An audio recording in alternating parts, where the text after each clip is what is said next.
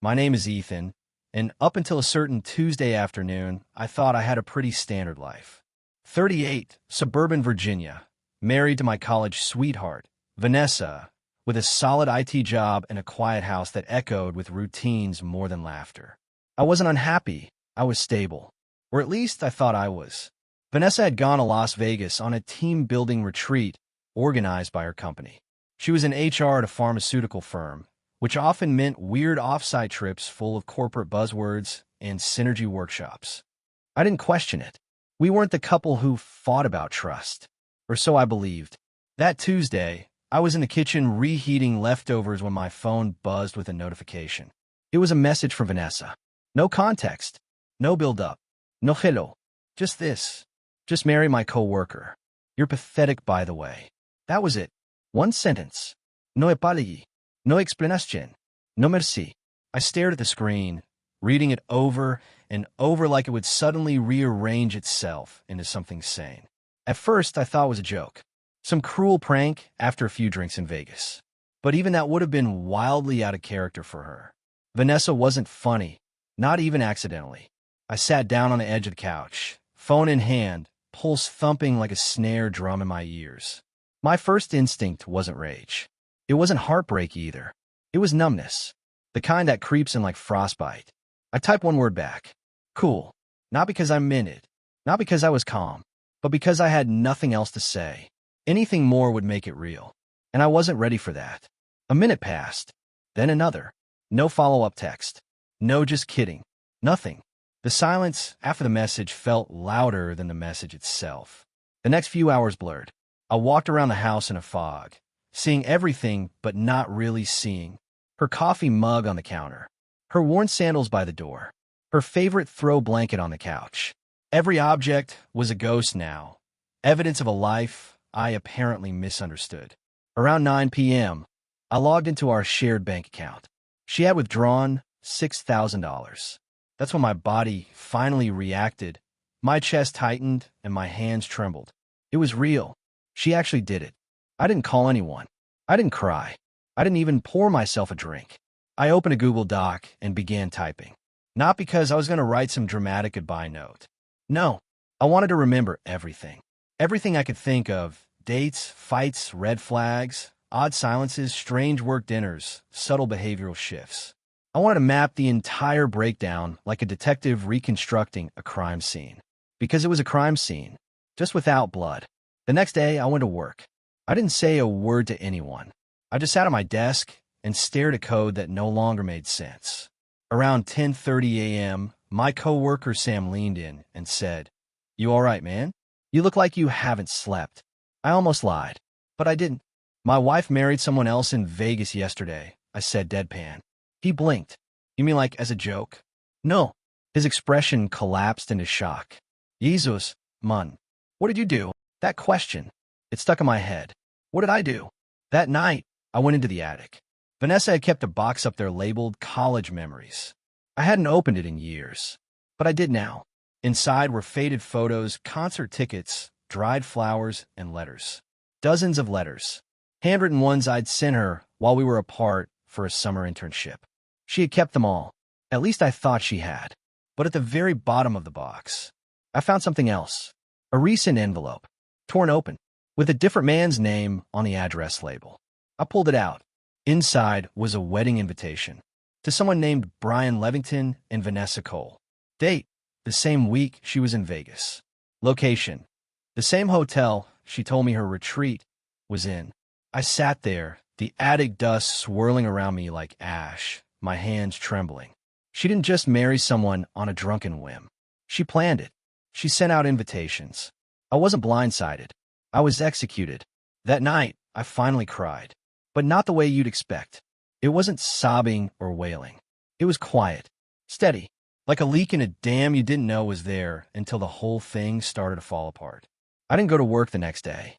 Instead, I drove 2 hours to see someone I hadn't spoken to in 5 years, my older brother, Jackson. We were never close after Dad died. He stayed in Tennessee while I built my life in Virginia. But now, I needed someone who remembered who I was before Vanessa. While I told him everything, he didn't say much. Just one thing.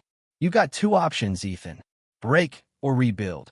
I stared at him across his cluttered workshop, and for the first time since the text, I felt something other than grief. Clarity. I didn't know what I was going to do yet, but I knew what I wasn't going to do. I wasn't going to disappear quietly. I drove back from Jackson's place with a strange sort of energy in my chest. Not rage, not sadness, just movement. Like something inside had stopped lying down and started pacing. I didn't tell him this, but on the way home, I deleted all my social media accounts. Facebook, Instagram, LinkedIn. Gone. Why?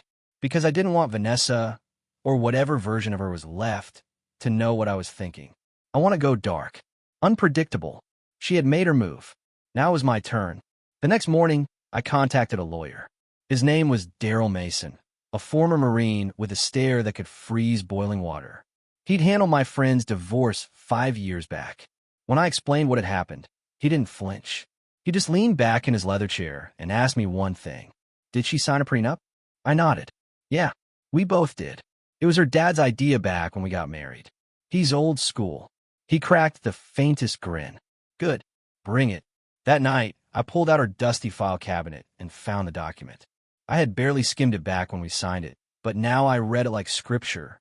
Turns out, if Vanessa committed adultery before filing for divorce, she forfeited any claim to spousal support and could even be liable for legal costs. It was airtight, cold, corporate, but clear. She had broken it in the loudest, most public way imaginable. The next day, I did something even colder. I hired a private investigator. Not to follow her. She was in Vegas and had already exposed everything. But to go backward, I wanted receipts. I want to know how long this had been going on. When it started, who knew? How deep the lie went. His name was Marcus Finch. Gray beard, long coat. Looked like someone who smoked cigars in alleys, even when it wasn't raining. I want emails, hotel records, phone logs, bank statements. I told him, don't care about ethics, just facts. He nodded once, didn't ask questions, and disappeared into the background of my life like a shadow. In the meantime, I stopped sleeping in the master bedroom. I moved into the guest room. The bed was smaller, the light harsher, but it didn't smell like her perfume, and that was all I needed. I kept working my job, showing up, smiling, pretending, until Thursday. That's when I got the envelope from Marcus. It was thick. I sat on a back porch with a whiskey and opened it slowly, page by page. There were photos, dated, time-stamped, hotel rooms, private dinners, weekend conferences that never existed on her company calendar. A year's worth of duplicity mapped out in black and white. But then something else caught my eye. A transaction from 6 months ago. $1,000 wired to someone named Heather Clay. The note attached for silence. I blinked. Searched my memory. Heather Clay was familiar. It hit me then. She used to work with Vanessa. She was in accounting. Quiet. Got fired after some scandal 2 years ago. Why was Vanessa paying her? I called Marcus. He picked up on the first ring. That name. Heather Clay. What is this about? He was quiet for a moment. Then, you should sit down. I'm already sitting. There's a second apartment. In her name. Downtown Richmond. Been rented for almost a year. Heather Clay was listed on the lease until she wasn't. I didn't speak. My hand gripped the armrest. She was using it as a cover. Your wife had that place set up for meetups with the other guy, Brian. He was living there part-time while his own divorce was being settled. So it wasn't just a fling. It wasn't even just an affair. It was a whole other life. I went to the apartment the next day. The building was beige, modern, forgettable. I stood at the door, heart hammering, unsure what I was looking for. But it wasn't what I found. Inside was a neatly staged space. One toothbrush in the bathroom. One jacket on the coat rack. Everything else was gone, except one drawer. I opened it. Inside was a letter. Handwritten. Sloppy ink. Torn edges. Not addressed to anyone, but clearly meant for Vanessa. I read it slowly. You said he wouldn't find out. You promised me this would be clean. Now his PI is poking around, and I'm not going down for this. I told you, don't screw me over, or I swear I'll tell him everything. No signature. Just rage. That night, I sat in the guest room, rereading the letter. Over and over. There was more to this than cheating. More than betrayal. It was a scheme. a setup, and Vanessa had been juggling more than hearts. She had been juggling fire. Friday night, she came home, just walked in the front door like nothing had happened. I was in the kitchen, frozen in place. She had a suitcase, a tan, and sunglasses on top of her head.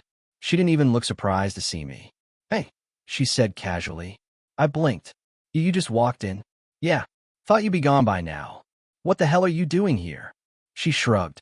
"It's still legally my house, Ethan, and I need some stuff before I move in with Brian full-time." I stared at her like she was made of smoke. "So the wedding wasn't a joke." She rolled her eyes. "You always took everything so seriously." I clenched my jaw. "You sent me a text.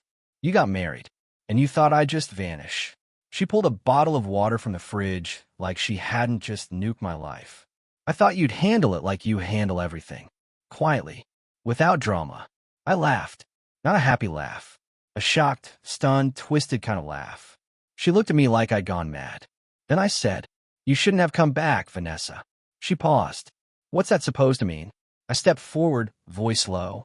"It means I know about the second apartment. About Heather Clay. About the money you wired. About the prenup you just violated in every possible way." Her face paled just for a second. I kept going. "I have copies. Photos. A legal team. And an investigator who doesn't stop when you tell him to. You played your hand too early." She backed up slowly, eyes narrowing. "You can't prove intent." I smiled. "Maybe not. But you forgot something." She waited, silent. "You sent me a wedding invitation. With a printed date. That wasn't an accident. That was premeditated." She didn't say another word. Just grabbed her suitcase and left. Didn't slam the door. Didn't cry. Just vanished. But something told me. She wasn't done. And neither was I. I didn't sleep the night Vanessa walked back out. I didn't eat either. I just sat in the kitchen, staring at the marble countertop like it had answers hidden in the stone. My phone buzzed around 7 a.m. It was Marcus, my PI. "Check your email. I sent you something. And call me after." I opened it. There were phone logs, Vanessa's burner number, which she had traced through secondary accounts. It was connected to a strange set of contacts, but one stood out. C. Maddox. That name wasn't on any of our social circles. Not a coworker. Not a friend. It meant nothing until I called Marcus. "She's the woman who tried to file a complaint against Brian at his last job," he told me. HR squashed it. Guess who was the one in charge of that? My throat went dry. Vanessa. Bingo. So there was a cover-up, and someone had already been hurt before me. It took some back and forth, but by that afternoon, Marcus got me her contact info. Her full name was Cara Maddox.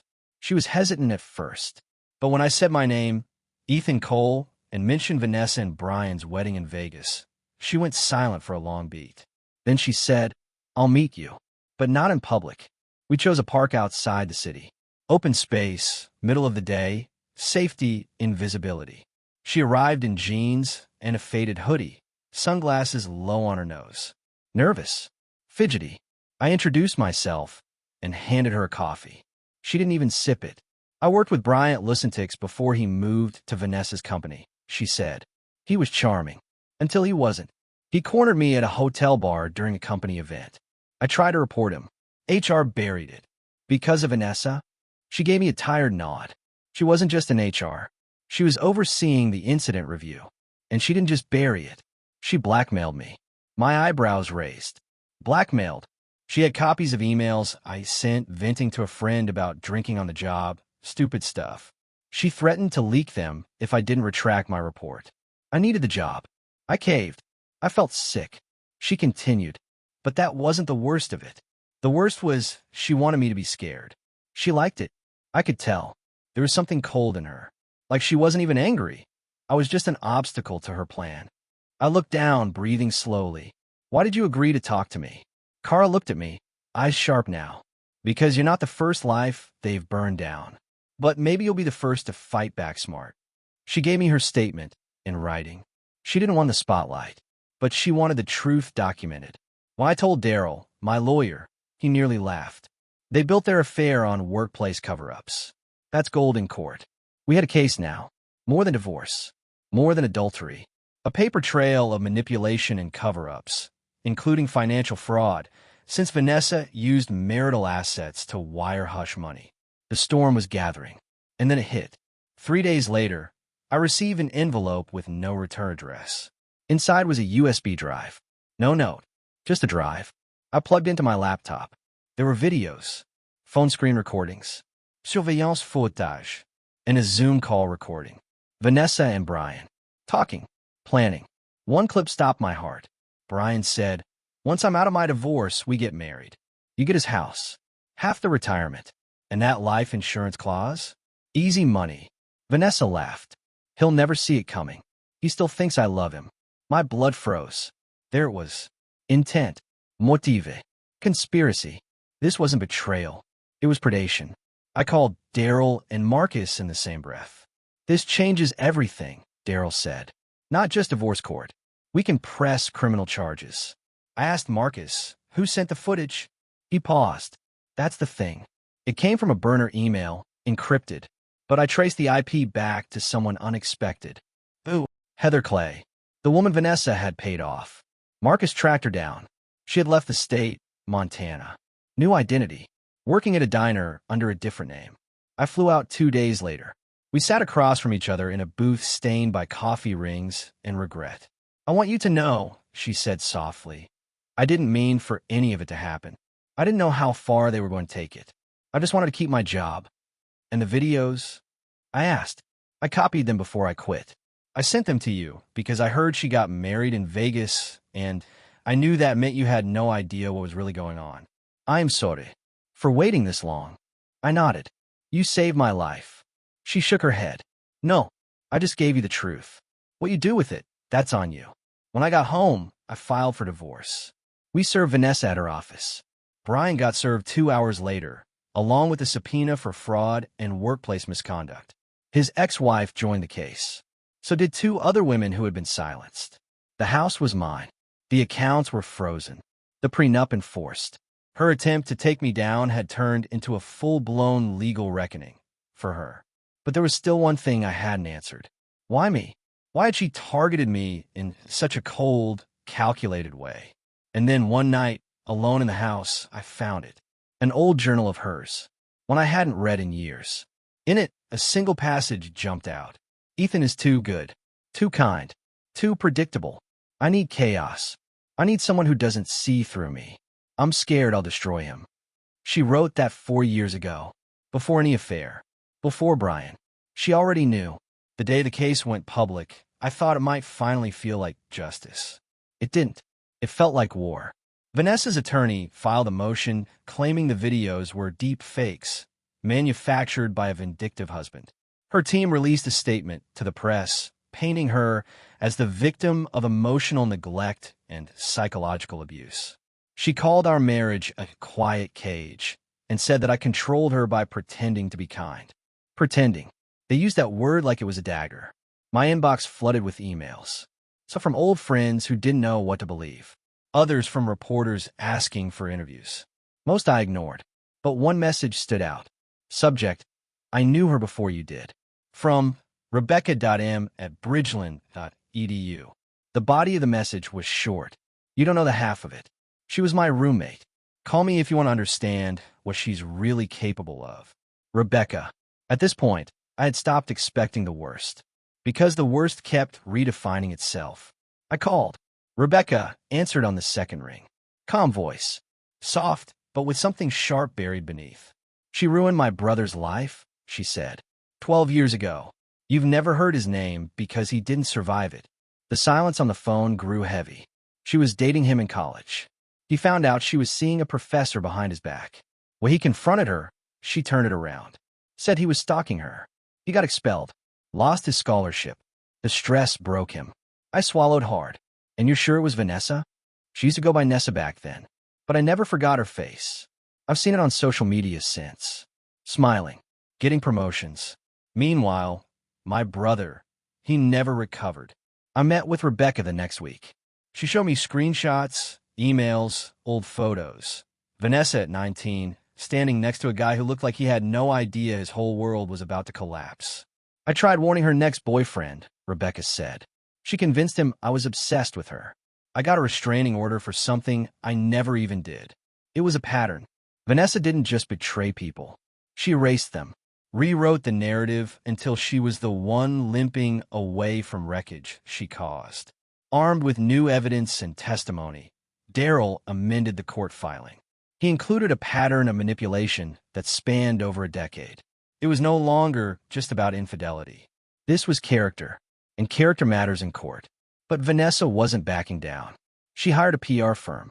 They put out a press release accusing me of waging a public smear campaign. The media ate it up. Wife says husband weaponizing divorce in shocking smear effort. My inbox filled again. Hate mail, anonymous threats, comments saying I was just mad she moved on. I stopped reading, because if there's one thing I learned, it's this. When someone controls a narrative long enough, the truth starts to sound like a lie. I returned to Jackson's place for the weekend.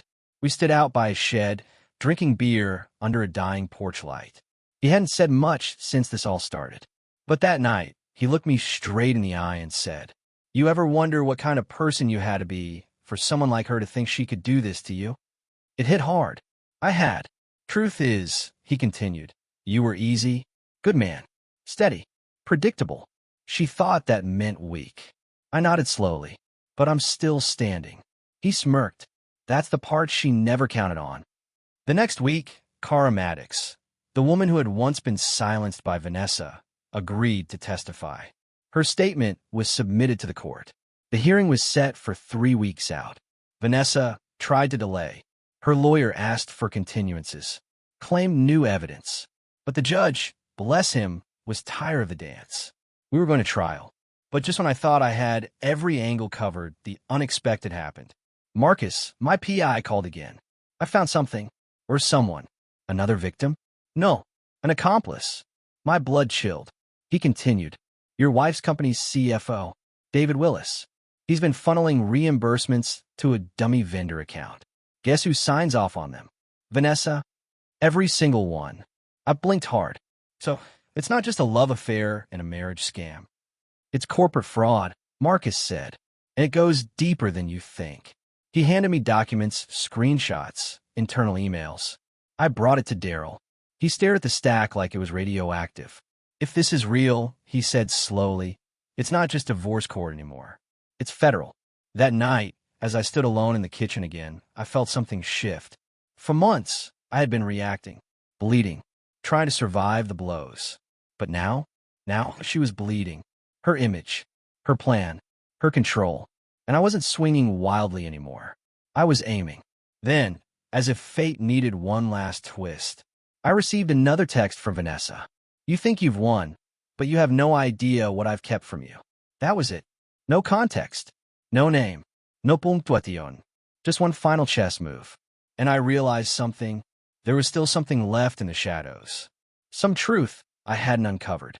Her text haunted me. You think you've won, but you have no idea what I've kept from you. I read a dozen times. Then again, trying to decode the intent, the warning hidden between the lines. I forwarded it to Daryl, my lawyer. His reply came back in less than a minute. She's panicking, but don't underestimate people like her. When their lies crumble, they reach for fire. 2 days later, I found out what she meant. It started with a call from my old family doctor's office. A soft-spoken nurse I hadn't heard from in years said, "Mr. Cole, we received an odd inquiry from your insurance this week. It mentioned a dependent. Your son?" I blinked. What? She hesitated.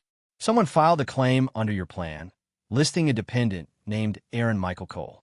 The system thinks it's a mistake, but, well, I thought I'd call you directly. My stomach flipped. I don't have a son, I said. But something deep inside me whispered, you might. That night, I searched the name. I found a birth certificate, registered in Nevada. Vanessa was listed as the mother. And under father, unknown, born 11 months ago. I did the math.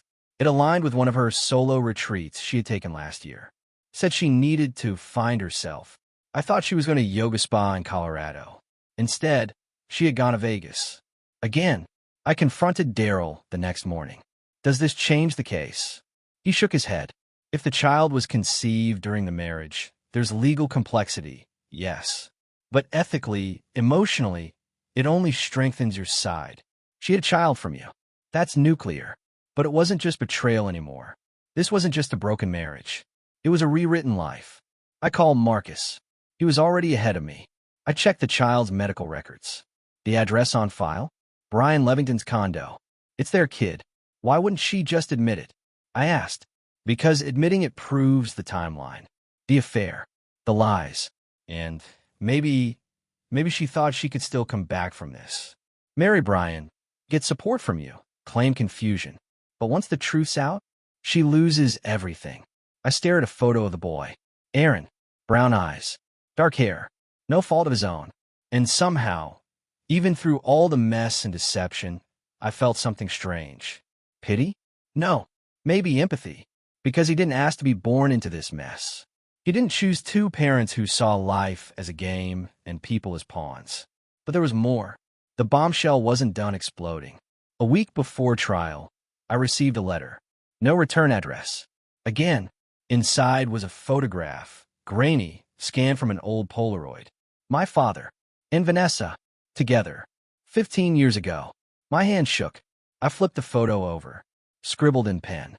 She knew him long before you ever did. I couldn't breathe. I called Jackson. You remember Dad's last assistant?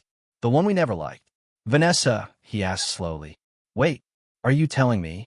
She worked for him before I met her, when I was still in college. Ethan, he fired her. My throat tightened. What? She was caught trying to access his private email. I remember. Dad never wanted to talk about it. But she was gone overnight. I closed my eyes. The room spun. So you're saying she already knew our family? Before I ever met her? Before the accidental coffee shop meet-cute? Before the spark? He didn't answer. He didn't need to. I opened the journal again. Vanessa's old one. The one I found in the attic. There was an entry from the year I met her. There's something poetic about embedding yourself into the life of someone who took everything from you, especially when they don't even know they did it. I had read it before, but now I understood. She believed my father ruined her career, so she found another way in. Through me. The woman I loved never existed. She had always been a mask. The morning of the trial, Daryl looked me in the eyes. You good? I nodded. I'm past good and bad. I just want truth. Vanessa walked into the courtroom dressed in white. White. Like she thought innocence could be worn like fabric. She avoided my eyes. Brian sat 2 rows back, stone-faced. His career was already in shambles. He had been suspended pending investigation. Vanessa had no one left. But neither did I. We presented our case. Cara Maddox testified first. Calm, honest, brave. Heather Clay followed. Tearful, but resolute. Then Rebecca. Then Marcus. Then me. Each piece fell like dominoes. By the time the video footage played, Vanessa was visibly shaking. But the moment that shattered the room was when the judge asked her, Did you withhold the existence of your child from your husband? She didn't answer, just looked down. And in that silence, the court knew. Judgment was swift. I retained the house, the accounts. Custody rights weren't relevant. Aaron wasn't mine, legally or biologically. Vanessa lost everything, but I didn't feel like I had one. Not really. Outside the courthouse, I stood in the cold wind and looked up at the gray sky. It matched how I felt inside. Then I heard footsteps. It was Rebecca. You okay? She asked. No, I said, but I'm not lying to myself anymore. She smiled gently. That's a better start than most people get. That night, I went back home and packed up Vanessa's things. What little she had left. I boxed them quietly.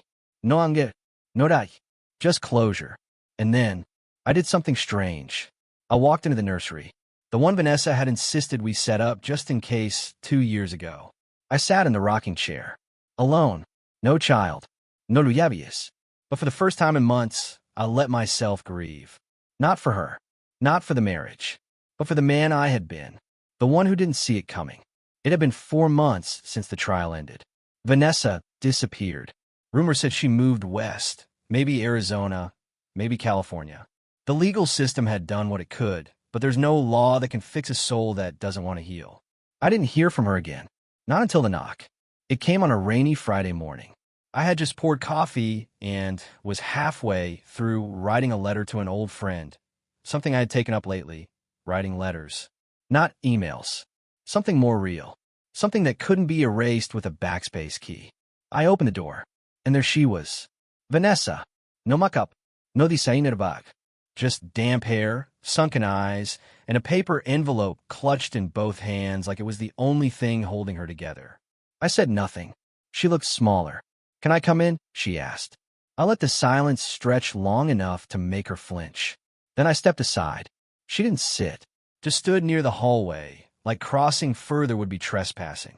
"I didn't come to apologize," she said, voice barely above a whisper. "You don't need that." I'm not sure I even know what real apology sounds like anymore. I nodded, not because I agreed, but because I wasn't going to help her with this part. She continued, "I came to give you this." She handed me the envelope. Inside was a single folded letter and a birth certificate. Aaron's. And under father, it had been updated. Ethan Cole. I looked up. Sharp. "He's not mine." She nodded. "He's not. Not by blood. But," her voice cracked, "he needs someone, and I can't be what he needs." I thought I could, but I see it now. I ruin everything I touch. I stood still, trying to read between the words. "You're not asking me to raise your child." "I'm not asking anything," she said quickly. I wanted you to have the option. I've enrolled in a long-term treatment program for things I should have dealt with a decade ago. I don't expect you to believe me. I can't lie anymore."